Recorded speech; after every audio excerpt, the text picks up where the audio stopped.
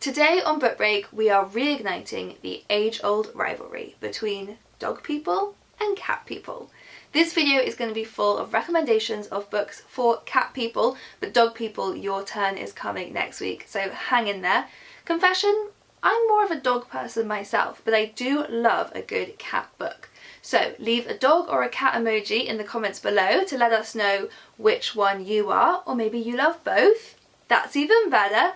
And then cat people, settle in for 11 book recommendations you will not be able to help but love. So starting with this absolutely gorgeous anthology, look how cute. This is classic cat stories. It's filled with all of the different ways cats have appeared in literature. We see examples of cats in fairy tales and fables. We see creepy cats in chilling stories from authors like Edgar Allan Poe. We see comic cats written by Saki and E.F. Benson. There is really something for any cat lover in here.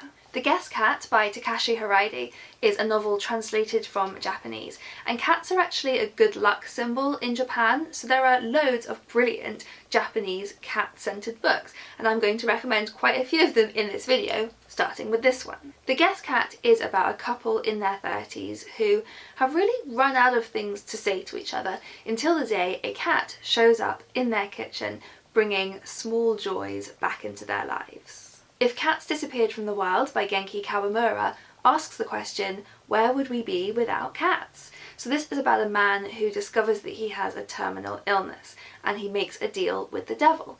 For every object or thing that he allows to be removed from the world as if it never existed, he can gain an extra day of life. So it's this really reflective book that really makes you think about what are the things that make life worth living for you.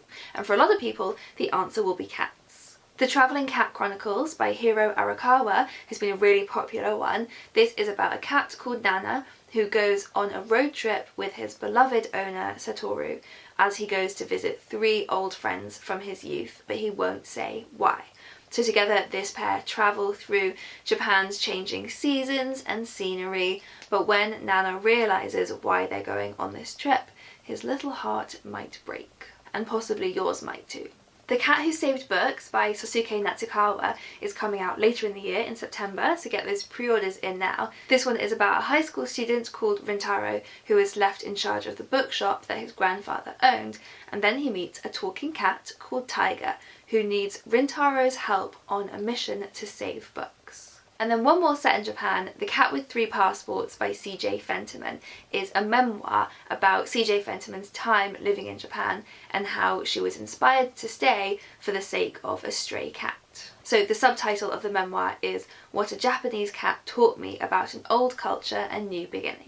Okay, then we're moving country. I have got an absolutely beautiful children's book here called The Little War Cat by Hiba Noor Khan and illustrated by Laura Chamberlain. So this is about a little grey cat living on the streets of Aleppo, a city that has changed so much from the one she knew and loved to somewhere a lot scarier and a lot louder. But then she meets an unlikely friend who shows her that kindness is still there when you look for it.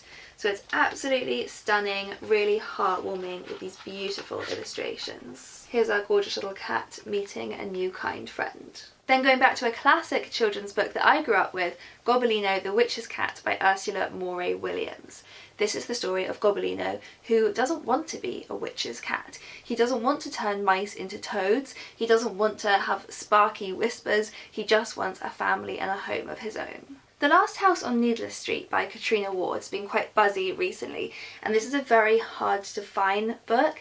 It's part horror, it's part mystery, and it's part something else a lot sadder.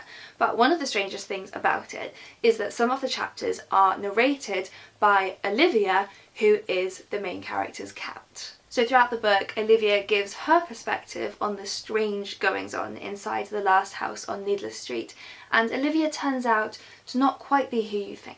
Of course, there's the book that the musical Cats is based on, Old Possum's Book of Practical Cats by T.S. Eliot.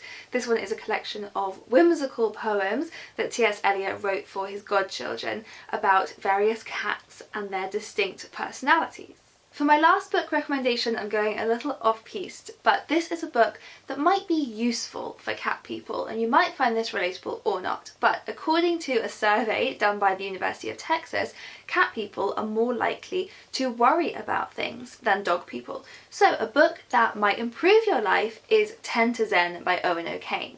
This is a book written by a psychotherapist with little 10-minute routines for how to have a calmer day with hopefully a lot less worrying involved. So some cat people might find that this is perfect for them. So let us know in the comments below which of those books most caught your attention. And if you're wondering what to watch next, another alleged fact about cat people is they are more likely to be introverts than extroverts. So you may enjoy our video that we made recommending books for introverts. Dog people, hang in there because your turn is coming next week. We'll see you next time.